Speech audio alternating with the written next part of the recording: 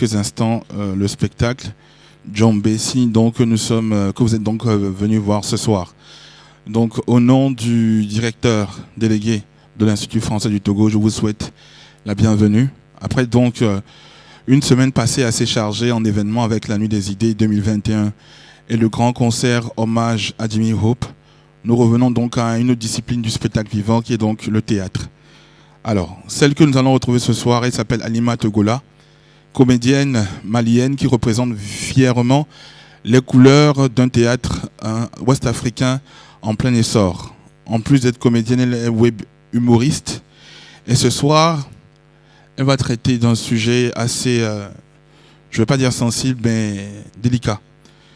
Donc, Djombe Sinidons, c'est donc l'histoire d'une jeune africaine qui refuse le rôle dévolu aux femmes de son pays, jouant tour à tour le rôle de ses ex-futures belles-mères, future belle-sœur, de son ex-future belle-mère, de son ex-futur mari. Elle démontre joyeusement le petit système d'oppression que toutes et tous entretiennent. Les siens disent d'une fille rebelle qu'elle est une blanche, mais de l'autre côté de la mer noire, qui sera-t-elle au pays des blancs? Son mari blanc dit de l'enfant qu'elle porte qu'il sera métis et noir. Mais elle, pourra-t-elle dire qu'il sera métis et blanc? Voilà donc la trame du spectacle que vous allez voir ce soir. Je vous souhaite un très grand moment de théâtre en vous rappelant que demain nous aurons les éliminatoires donc des jeux de verbal francophones. La semaine prochaine, nous accueillons un grand auteur béninois, il s'appelle Florent Kwaozotti, qui viendra nous présenter son dernier ouvrage, Western Tchukutu. C'est prévu pour le samedi de la semaine prochaine, à 15h30 dans les jardins de l'Institut français du Togo. Je vous souhaite une très belle soirée.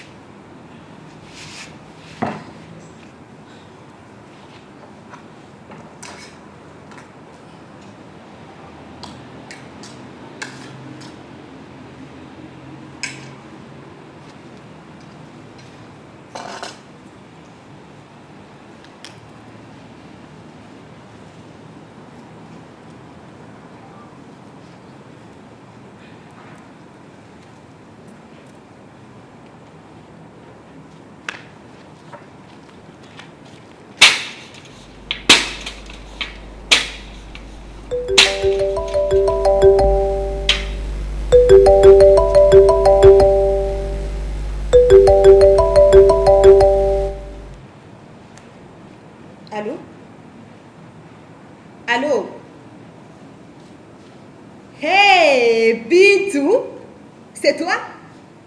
Oh, ma chérie, comment tu vas? Oh, Dieu merci. Moi, ça va, alhamdoulilah. Hein? Quelle nouvelle?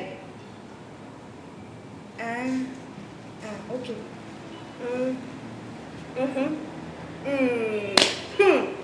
mhm, Bintou, tu devrais pourtant le savoir. Hein? Quand un homme malien dit seulement Wallahi Bilay, c'est que sa prochaine phrase sera un mensonge. Ayo ma krobo, Bintou, hein? Que veux-tu que je te dise? Si le crocodile a un pantalon, c'est qu'il a trouvé où ranger sa queue. Ils sont comme ça. Chez les hommes, ça remplace le cerveau. Enfin, Bintou, un homme malien qui soit fidèle, ça n'existe que dans nos rêves. Mais tu sais quoi? Qui mange du piment fait confiance à son anus. Oh, tu as trop fait confiance à cet imbécile. Je t'avais pourtant prévenu, hein? Combien de fois ça t'est déjà arrivé? Combien de fois? Ah, ma chérie, pourtant on ne marche pas 2 fois sur les testicules d'un aveugle, hein? Comment ça, je suis vulgaire? C'est pure sagesse africaine. Oh, tu es resté chez les Blancs depuis trop longtemps. Tu oublies ta culture. Le mensonge des hommes maliens fait partie de notre culture. On est habitués à ça, nous les femmes.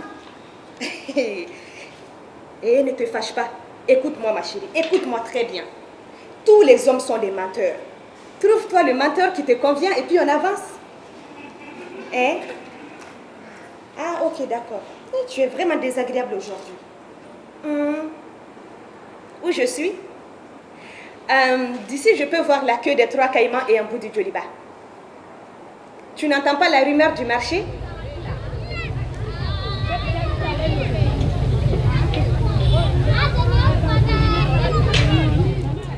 La fragrance des épices et la puanteur des fossés montent jusqu'ici. À Bamako, où veux-tu que je sois? Qu'est-ce que je fais? Je repasse. Je repasse évidemment. Je repasse ces chemises.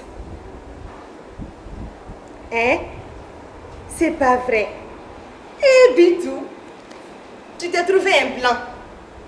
Eh, Allah Nakira, encore un. Non, j'ai rien dit, c'est la ligne. Félicitations. Et dis-moi, c'est du sérieux cette fois? Alors, il est vieux? Pas vieux, juste expérimenté. Tu vas enfin avoir tes papiers alors. Oh, tu sais, moi je n'aime pas les blancs. Pas tous les blancs, tu sais bien. Non, je ne suis pas raciste. Moi, je ne te dirai pas comme d'autres que les blancs ne se lavent pas, qu'ils croient toujours tout savoir et qu'ils nous fatiguent avec leur manie d'être toujours à l'heure. Non, Bintou, ce que je n'aime pas chez les blancs, c'est la blanchitude. Je sais que c'est pas français, blanchitude. Bintou, écoute-moi, la blanchitude... Allô? Allô? Tchè, Bintou, un autre blanc. Elle va finir par devenir française, c'est sûr.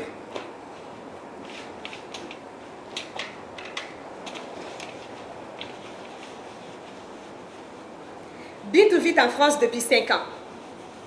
Elle n'a pas de permis de séjour. Clando. Clandestine quoi. Elle fait des ménages dans les banlieues chics de Paris au noir comme on dit. Ça nous va bien à nous le travail au noir. Bintou, elle a des blancs à répétition. Je lui ai connu un dentiste, un plombier, un policier, un postier, un garçon de café, un professeur, un infirmier. Tous blancs. Mais elle n'en fait rien de ces blancs. Parce qu'elle est incapable de dormir dans des bras qui ne sont pas noirs. Ces bras noirs-là, ils ont vite compris. Il y a plus de femmes africaines qui cherchent un blanc, un mari, que d'hommes africains qui cherchent une épouse. Alors, un matin, après lui avoir emprunté ses économies en disant qu'elle allait faire grâce à eux un placement formidable, pendant que temps, ils disparaissent dans la nature. Alors, entre ces blancs dont elle ne fait rien et ces bras noirs dans lesquels elle dort et qui lui piquent ses économies, Bintou, sans permis de séjour, fait toujours des ménages. Au noir.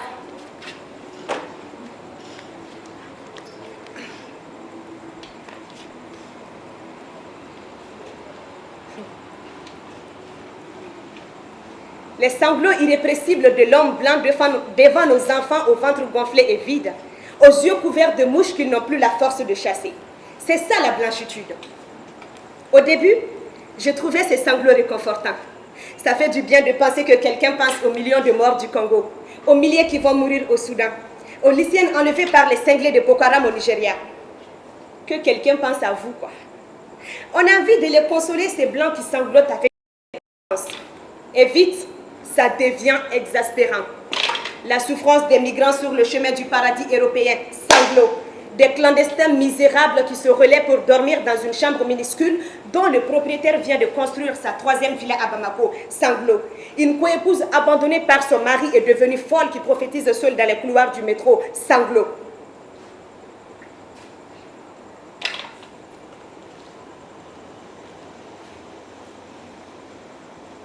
Tchewoche, ni muso janfa ka taga faransi. Ala ka san pere nege de tan wolo vla jigika. Bon, d'accord. Les blancs ne sanglotent pas tous. J'ai aussi entendu. T'as vu la négresse? Vise la guénon qui passe là-bas. Je me demande si je ne préfère pas ça à la compassion qui nous noie sous les vagues des larmes.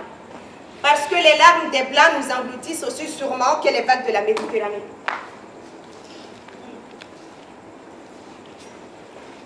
Quand vous serez chez les blancs, si on vous demande comment ça va là-bas chez vous au pays, surtout ne répondez pas « Ouais, ça va super bien !» Vous ne serez pas bien vu. Mais alors, pas du tout. Qu'elle le veuille ou non, toute femme à la peau noire est un petit bout d'Afrique. Et l'Afrique pour le blanc, c'est le malheur. Donc, le malheur de l'Afrique est mon malheur à moi qui suis une Africaine à la peau noire. Même si je trouve que certains jours, on se débrouille drôlement bien chez nous. Mais c'est mal. C'est très mal vu chez les Blancs d'être une Africaine qui ne porte pas le fardeau du malheur de l'Afrique sur ses épaules. Moi, je ne veux plus qu'on me parle de mon malheur. Je ne supporte plus qu'on me parle des malheurs de l'Afrique. Je fais une overdose des mots de l'Afrique.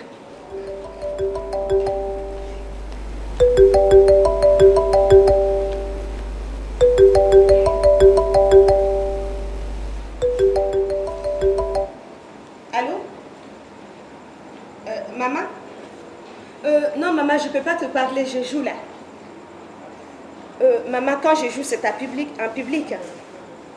Oui, en public. Le théâtre, ça se joue devant des vrais gens. Ils sont là, oui. Oh, d'accord, je les salue de ta part. Ok, je te rappelle, maman. Awo kambe nya famia o. Oh. Awo nya famia. Ok, awo kambe. Excusez-moi. C'était ma mère. Elle voulait me parler de papa comme toujours quand elle m'appelle. Si, ma fille. Ton père a beaucoup changé depuis qu'il est revenu. Eh oui. Parce que papa est revenu à la maison. Ça faisait 15 ans que maman ne l'avait pas revu. Quand il est entré chez nous et que ma mère l'a reconnu, elle a laissé tomber le plat. Le seul qu'on avait. Moi, je me souvenais bien de lui. De ses câlins à mon papa. Il me faisait sauter en l'air. Je criais de frayeur et de joie. Je riais et je retombais toujours dans ses bras. Il me disait, tu es ma fille préférée.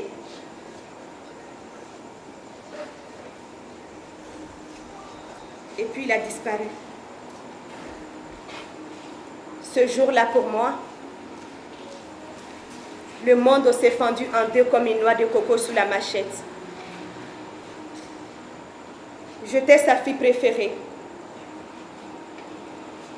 Mais il n'était plus là pour me recevoir dans ses bras. Quand je suis tombée en 1000 morceaux sur le sol comme le plat de maman. Il est où mon papa? Pendant des jours, j'ai demandé à ma mère, il est où mon papa? Je veux mon papa. Elle me répondait toujours, il va revenir. Elle avait raison. 15 ans après, il est revenu. après nous avoir abandonnés, mes 4 frères et sœurs et moi, pour d'autres femmes, pour faire d'autres enfants ailleurs. Elle pleurait de joie, maman, parce qu'elle avait retrouvé son mari. Après tout, il ne l'avait jamais répudiée. Il n'avait jamais demandé le divorce. Elle était toujours sa femme, même après 15 ans d'absence. Pourquoi ils font ça? Est-ce qu'ils se croient plus virils quand ils ont enceinté une fille qui n'a pas pu dire non? Parce que chez nous, une femme ne peut pas dire non. Pas plus que je t'aime à un homme ou j'ai envie de toi si elle ne peut pas passer pour une pute. Après avoir donné naissance à une ribambelle de fils et de filles dont ils ne s'occupent plus dès qu'ils sont nés, et qu'ils se disent en tournant les talons, Dieu fera. Eh bien non, Dieu ne fera pas. Dieu ne fera rien. C'est maman qui fait.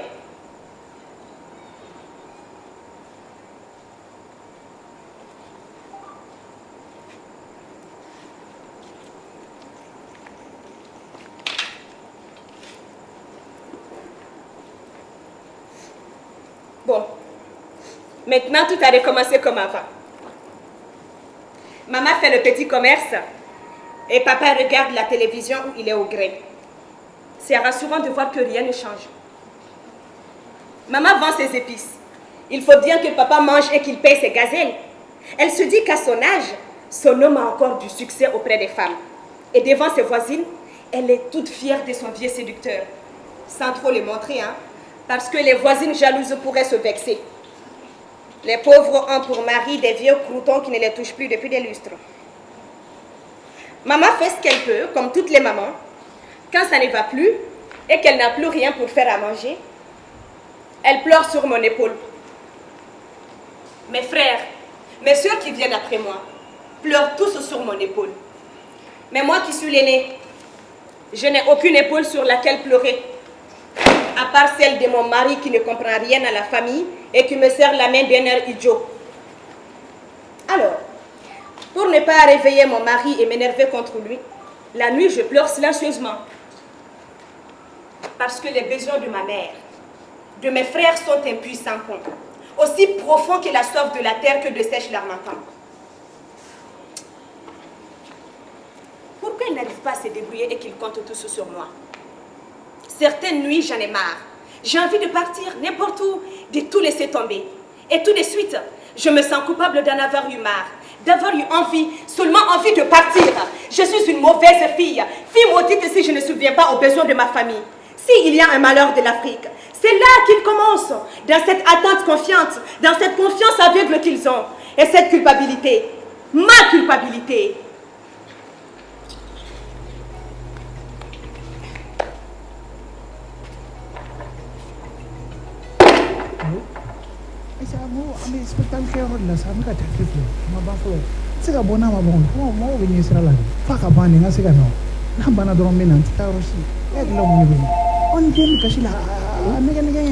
C'est pas grave. On va attendre qu'ils aient fini. Hein. Quand je joue chez les Toubabs, il y a un silence. Mais un silence, je me dis, zut, le théâtre est vide ce soir. Mais non, il est plein. Ils sont tous morts alors. Qui parmi vous a un portable? Ceux qui ont des portables, voulez-vous les lever bien haut, s'il vous plaît? Allez-y.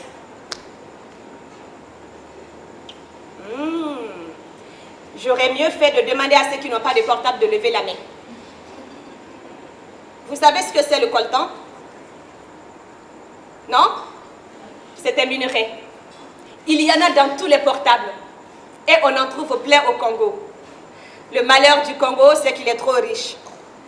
Là-bas, les milices tuent, mutilent et violent pour chasser les paysans de leurs terres, exploitent leurs mines, revendent leur coltan à un intermédiaire, qui le revend à un autre intermédiaire, qui le revend à une compagnie occidentale qui fabrique des portables et qui, bien sûr, ne sait rien de rien. 1 kilo de coltan, ça pèse 2 cadavres d'enfants. 2 cadavres d'enfants dans des galeries qui s'effondrent sur eux.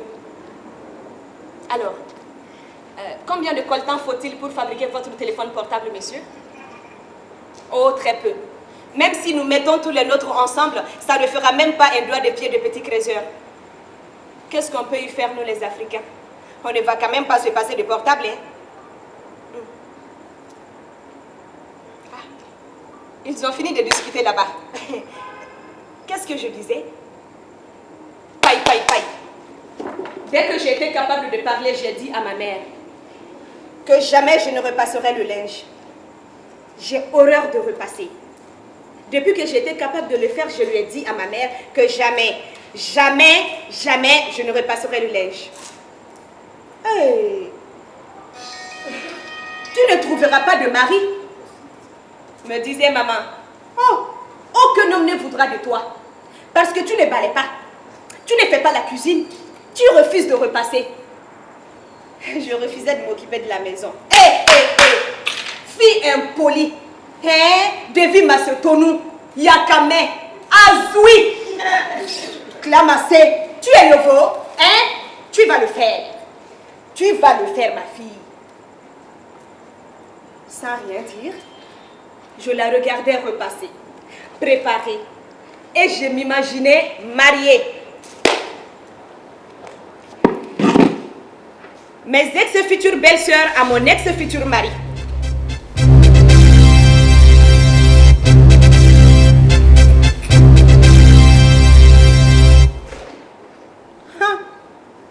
Regardez-la. Regardez-la comme elle s'habille, hein. C'est une vraie garce, celle-là. Elle a tout pour garder notre frère. Mais ça ne se passera pas comme ça. Tant qu'on sera là, eh ben non. Asigile Nadje, Sunguru Bamso, Nangara Bamso, et de yo ye be chow ni nyongoche, ni boloti shingabi bo barala koto e chatribo. Ate lao, fon balimate litara bolo do ekoro. Bile ibeta. Ni lagare ni touche na dore mako sara. Parce que ni cheba tanga da kadama. Ni faba tanga de badama. Ni baba tanga de badama. Wa ali sigile me cheni na furu lo ba tanika de badama. Jugu sako diololi. Mon ex-future belle-mère.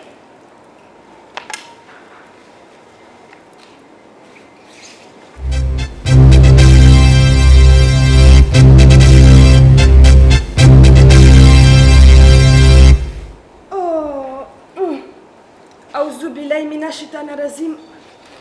Bismillahirrahmanirrahim. Jabaru ala nyairi lade. Fono ya soro ne remandin konota.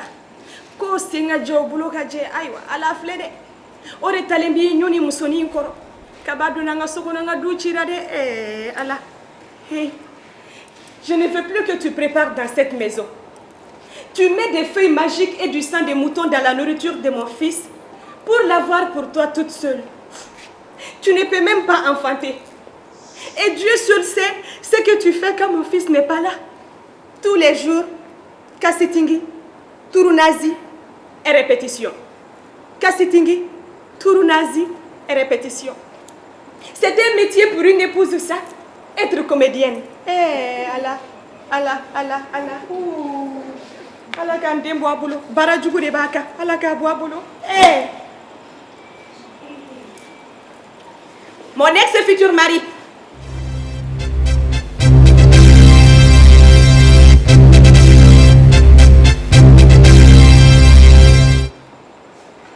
Hey.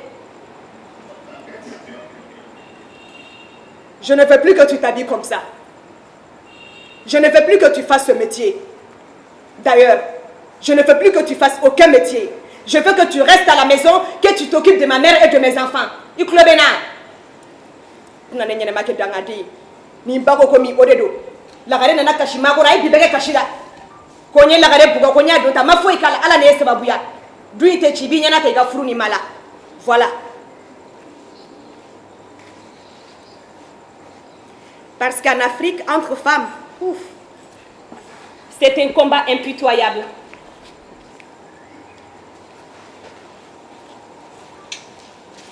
Un combat de fauves. Une lutte à mort.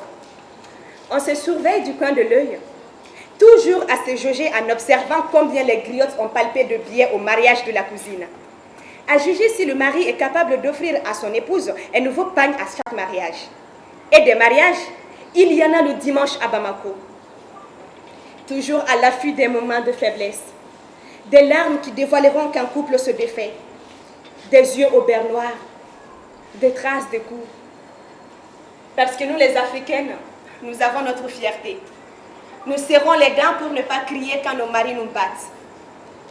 Nous avons peur de la honte plus que des coups. Je ne voulais pas être une femme au foyer. Je ne voulais pas qu'un homme m'offre des unités. L'entrée en boîte, un téléphone portable, des bijoux, une voiture, une villa. Qu'il m'appelle bébé. Devant tout le monde, bébé. Et qu'après un dîner dans un restaurant coûteux, il me dise d'un ton assuré de sa conquête qu'il avait payé assez cher. Et si on allait se reposer chez moi, ma chérie? Comme si je lui ai dit que j'étais fatiguée. Envie de vomir. Et la galanterie, hein? Me répondent les copines pas contentes que je m'en prenne à leurs bonnes vieilles habitudes. Alima, quelle galanterie. Il m'a acheté un nouveau portable. iPhone 12 Pro Max. Il a acheté le poulet. Il a payé le taxi. C'est pas galant ça? Il aurait dit, mais on va coup de manière à l'étienne. Est-ce que les femmes de mon pays ont oublié que Bamana, ça veut dire je ne me courbe pas? N'oublie jamais ta couleur, me répétait mon grand-père. Est-ce que les aveugles oublient les couleurs? Hey, ouf!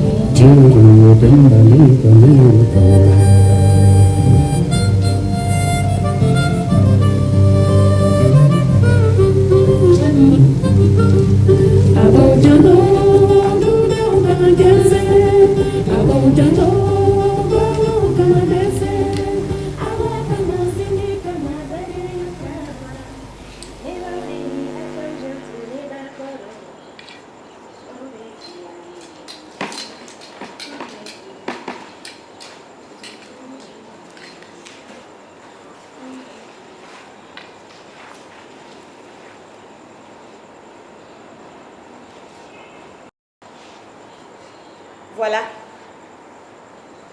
Maintenant, je suis de l'autre côté. J'ai fait un pas et j'ai sauté au-dessus de la mer. Quelques bulles montent à la surface des eaux. Dernière trace de vie d'hommes et de femmes qui ont la même couleur de peau que moi.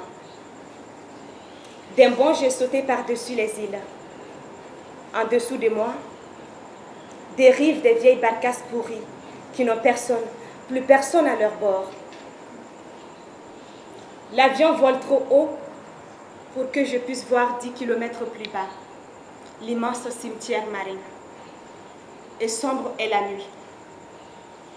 Sans le savoir encore, je voyage en compagnie de Maliki Koulibaly, un gamin de mon quartier qui a pu se cacher dans le train d'atterrissage de l'avion et qui tombera gelé comme un météore dans un champ de blé à l'approche de l'aéroport de Roissy. Tandis qu'autour de moi, des compatriotes boivent des petites bouteilles de vin blanc et de vin rouge. Un vin noir et épais, comme la nuit au dehors, noir-blanc. Alternativement, blanc-noir toute la nuit. Je ne me suis pas noyée. Mon cadavre ne s'est pas échoué sur un rivage à l'abandon. Je n'ai pas été bouffée par les poissons. Je n'ai pas été réduite en esclavage. Je suis une privilégiée. Vénarde, me disent les copines. Tu as épousé un blanc. Tu as sa carte bleue. Tu vas rester là-bas et ne jamais revenir dans ce pays maudit dont il n'y a rien à attendre. Et où on passe pourtant sa vie à attendre. À attendre quoi? Un mari qui te battra, te fera 4 enfants et t'abandonnera pour une plus jeune à la kitchi. Et à l'enterrement ça. On est à la coca de Djine Bouyeke. Walla avec toi, vous êtes les Gastraka. Ni Itaniale. Kana ce qui n'est. Nous, on va les finir. Hé, carte bleue. Tu es cinglé? Tu es revenu, mais pourquoi? Qu'est-ce qui t'a pris de revenir?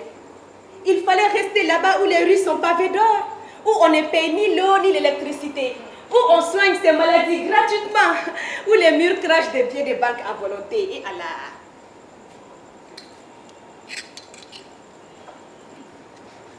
Kabako, il n'y a que vous pour croire que tout est gratuit en France. Chez nous, en Afrique, vous n'avez plus d'argent pour préparer, vous allez manger chez la sœur. Vous n'avez plus de chambre, vous allez dormir chez la tante. Vous n'avez plus de crédit, un cousin petit fonctionnaire vous envoie 1000 francs par Orange Money. Oui, chez nous en Afrique, vous mangez, vous dormez, vous téléphonez, vous chiez gratuit. Mais là-bas en France, la solidarité africaine n'existe plus. Vos soi-disant frères ne songent qu'à vous enfoncer davantage. Comme une conne, j'essaie de leur dire que la France, c'est pas le paradis. Tu dis ça parce que tu es jalouse. Tu ne veux pas que j'aille partager avec toi le bonheur d'être en France. Tu veux garder pour toi toutes ces richesses.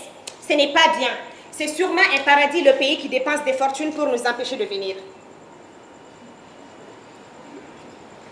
Qu'est-ce que vous voulez répondre à ça? Je suis incapable de vivre en France, et pas capable non plus de me résigner à tout accepter au Mali. Alors je pars, puis je reviens, puis je pars, puis je reviens. Je reviendrai toujours, même si mon corps ne fait plus corps avec les miens. Pour le moment, je suis de l'autre côté.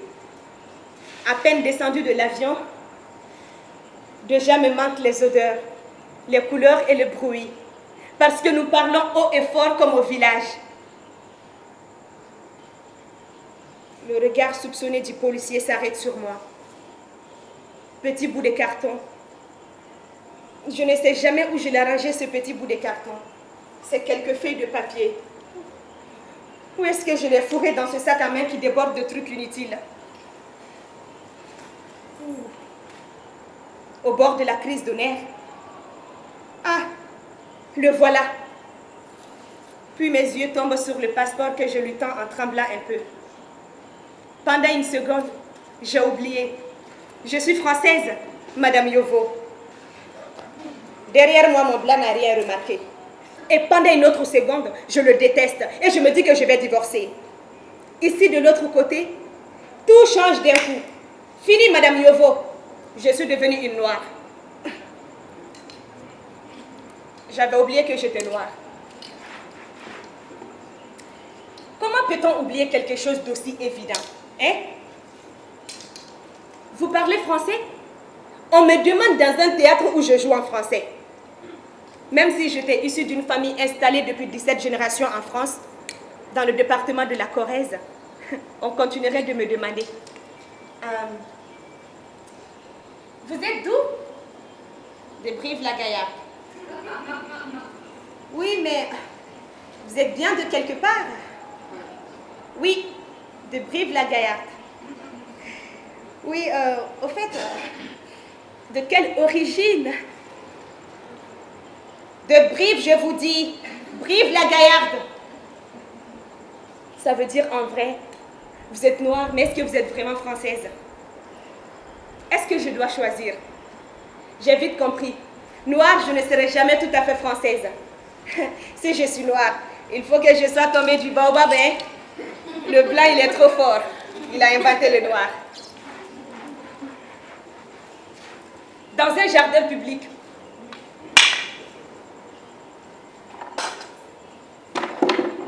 Deux petites vieilles, des blanches. Il y en a une qui me dit, quand j'étais à l'école, il y en avait une comme vous. Une comme moi.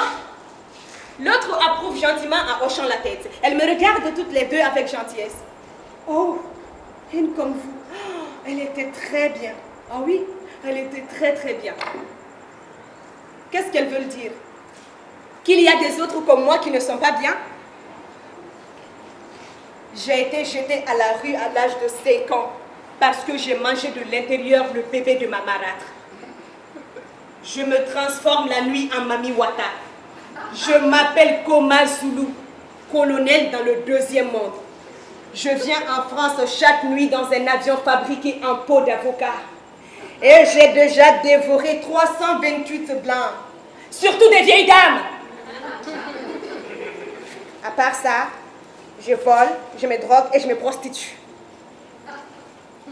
Au lieu de leur dire ça, je leur souris gentiment et je m'en vais. Est-ce qu'il faut qu'une noire danse à poil avec un régime de bananes autour de la taille? Que ses aisselles sentent la savane? Quel est le rythme dans la peau pour être reconnu chez les blancs en tant que noir vrai? Est-ce que je dois manger tous les jours du manioc alors que j'adore le gratin de finois? Si je ne suis pas française et noire, qu'est-ce que je suis? Où s'arrête le noir? Où commence le blanc? Me dit mon mari blanc qui lit un roman policier tandis que je regarde telenovelas. Hein, Ruby, tu as osé faire ça à Marie-Belle? Ah non, non, non. L'amitié de nos jours. Hein? Faut pas l'embrasser? C'est fait. Il arrive, il arrive. Oh, c'est lui l'assassin. Je vois, c'est lui. Non, ça devient sérieux. Voilà, voilà, attention. Oh, merde, c'est fait. Notre fils, me dit mon mari, oh, sera-t-il blanc ou noir? Tirant vers le chocolat au lait ou vers le chocolat noir? Bouffe, Alima, il y a des dizaines de nuances entre le noir et le blanc. Il me fatigue. Il m'interrompt tout le temps. Il sait tout toujours mieux que moi. Quand il m'énerve, je lui crie. Hey! Tu ne vas pas commencer à faire comme les blancs, hein? Oubliant qu'il en est un. Je me fâche et je ne lui adresse plus la parole en repassant. Parce que moi qui ne voulais jamais repasser, je repasse. Je ne voulais pas préparer ni balayer. Je prépare, je balaye. Et je le fais de bon cœur en plus. Je l'autorise quand même à faire la vaisselle. Mais je refuse qu'il fasse lui-même sa lessive. Et il me demande pourquoi. Pourquoi tu ne laverais pas tes slips devant les voisines? Je lui interdis d'embrasser mes copines. Je regarde dans son téléphone. Pourquoi est-ce que je fais ça? Pourquoi est-ce que je joue les épouses africaines avec mon blanc? De temps en temps, je prends le grand couteau et je lui dis, si jamais tu me trompes, Wallah Bilay, si jamais tu me trompes, je te tuerai avec ce couteau. Il n'est pas vraiment sûr que je ne sois pas sérieuse. C'est très bien comme ça. Un mariage mixte, c'est une bataille quotidienne. L'amour, c'est la guerre par d'autres moyens. La ligne de front passe au milieu du lit. La cuisine est mon territoire. La salle de bain est neutre. Les nuits où la lune est ronde et pleine, je rêve que nous nous disputons. Chacune de nos paroles tranchantes ouvre dans le corps de l'autre une blessure d'où coule le sang. Je vois le sang jaillir de nos plaies et couler sur le sol, aussitôt bu par la terre assoiffée de l'Afrique. Rien de mieux qu'un mariage mixte pour vous rappeler que vous êtes noirs.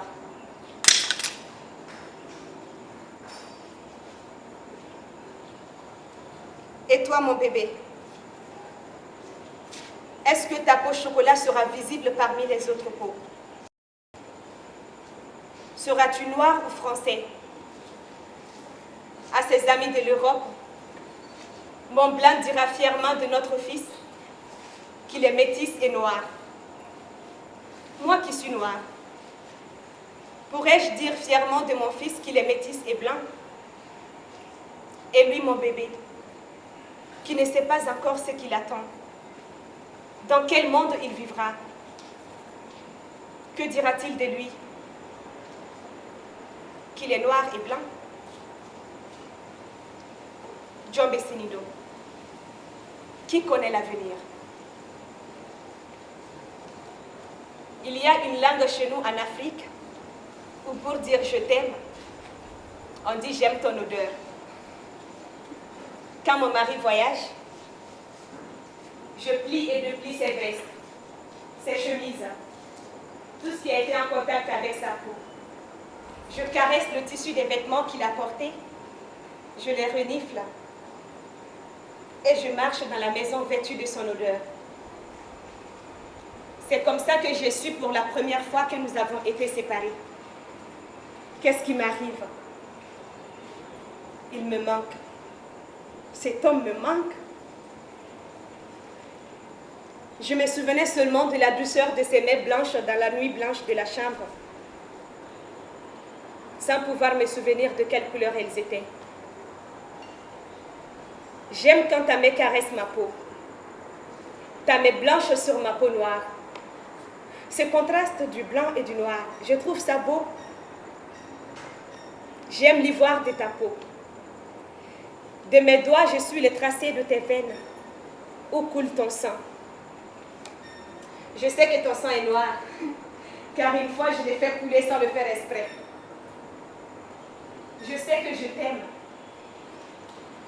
Je crois que tu m'aimes.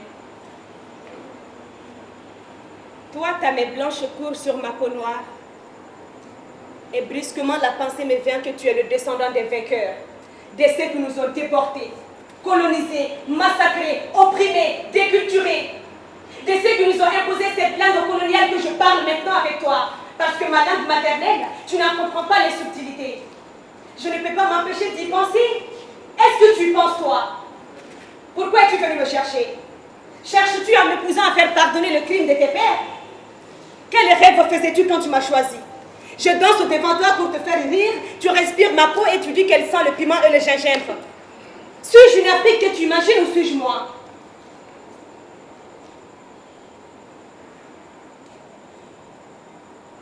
Sais-tu, mon mari, que nos poids racontent nos histoires? L'histoire imprime nos peaux, noir, blanc. Nous ne pouvons pas cacher nos origines et nous dissoudre dans le gris du quotidien. Si tu me quittais aujourd'hui, ça serait tellement simple pour toi. Tu abandonnerais tout facilement. Moi, ma famille, l'Afrique, ton amour pour moi, ton amour de l'Afrique. Tu disparaîtrais simplement dans la foule blanche. Tandis que moi, je serais toujours renvoyée à ma noiritude.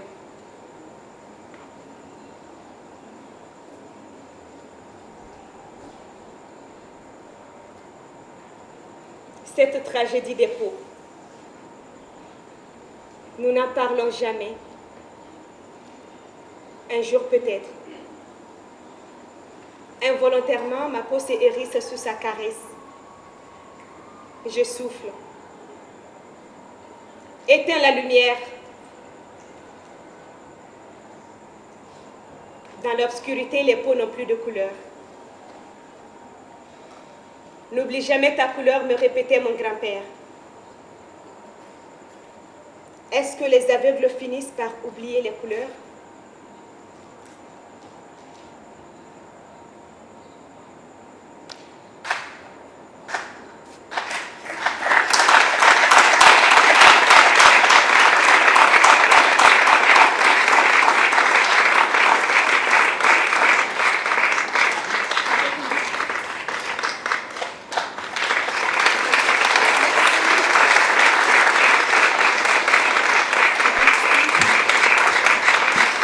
C'était donc Anima Togola, Anima Dioba Togola. Encore des applaudissements pour elle, s'il vous plaît.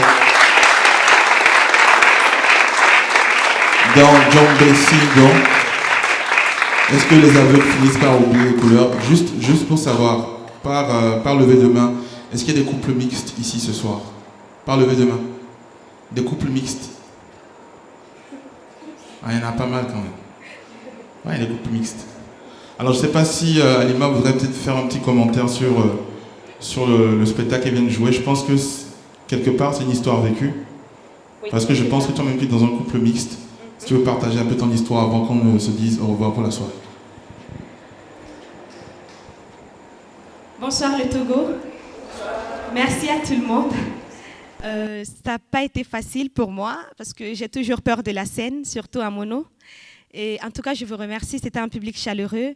Alors, dans la pièce, si vous étiez un peu concentrés, à un moment donné, c'était Halima qui était sur scène, c'était plus la comédienne. Parce que la partie où je dis « vous parlez français », ça m'est réellement arrivé. C'était dans un théâtre en Suisse. Après le spectacle, le journaliste il m'a approché pour me demander si je parlais en français. Et là, je ne comprenais absolument rien. Parce que le spectacle était en français, mes interviews, tout était en français. Et aussi, quand je me suis retrouvée en France, j'ai vu qu'on ne me voyait pas comme une Française. Même si les gens ne le disent pas tout le temps, mais on voit direct qu'ils le pensent, au fait. Donc, moi, j'étais vraiment gênée. Et du coup, j'ai amené mon mari au Mali. Je l'ai naturalisé, il est malien. Et moi, je suis malienne. Je n'ai pas de papier. On n'est plus français, au fait. On n'est plus toubab. On est tous deux maliens maintenant, donc on ne se considère plus comme un couple mixte. Parce que nous, on ne voit pas la couleur de peau. Et on éteint très souvent la lumière. Merci beaucoup à Halima Dioba Togola. Merci à tous les Maliens qui ont fait le déplacement. Par lever de main, est-ce qu'on peut voir qui sont Maliens ce soir? Les Maliens, ils sont toujours solidaires. Quand il y a un artiste... Oui. Aniche. Quand il y a un artiste ou une artiste malienne qui fait le déplacement, ils sont toujours là en nombre. Je ne sais pas si tu as un mot à leur endroit. Bon, Malien fait bien, Bella Jelenisu. À Jaranye, allez, spectacle dana Audoroma, moi je serais très contente. Allez, nous sommes Maliens, que les Maliens fly, et je vois que Maliens Chamanana, Maliens Mabo Maliena, allez, que les Nukuna Kanobe représenté Chouina, ne peut spectacle indo au Tikidima. Donc, Auniche, Aunana, Alaya Unumanse, Alaka Unumanseki, Alaka Mboshula. Oh, merci beaucoup.